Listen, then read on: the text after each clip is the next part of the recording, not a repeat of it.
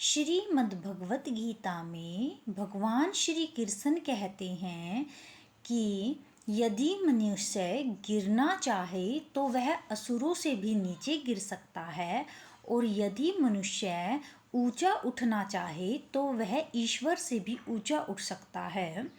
64 लाख योनियों के पश्चात मनुष्य जीवन प्राप्त होता है, और यह मनुष्य जीवन ही मोक्ष प्राप्ति की राह होती है।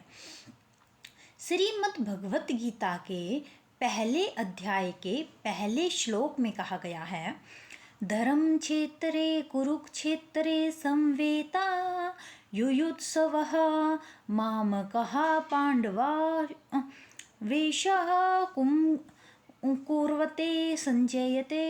अर्थात धृतराष्ट्र संजय को कहते हैं, धर्म क्षेत्रे कुरुक्षेत्रे, अर्थात कुरुक्षेत्र भूमि को क्या कहा गया है, धर्म से जोड़ा गया है। और धर्म से क्यों जोड़ा गया है, क्योंकि कुरुक्षेत्र भूमि पर कुरु नाम के एक राजा होते थे और उन्होंने बहुत कठोर तपस्या की थी।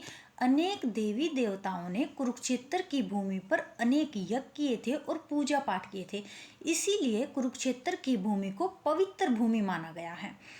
तो धृतराष्ट्र संजय से पूछते हैं कि संजय, कुरुक्षेत्र अर्थात धर्म क्षेत्र भूमि पर मेरे और पांडवों के पुत्र क्या कर रहे हैं, क्योंकि धृतराष्ट्र के पुत्र क्या चाहते थे, युद्ध चाहते थे। तो वह पूछ रहे युयुत्सव है, अर्थात युद्ध की इच्छा रखने वाले मेरे पुत्र और पांडव पुत्र युद्ध भूमि में क्या कर रहे हैं।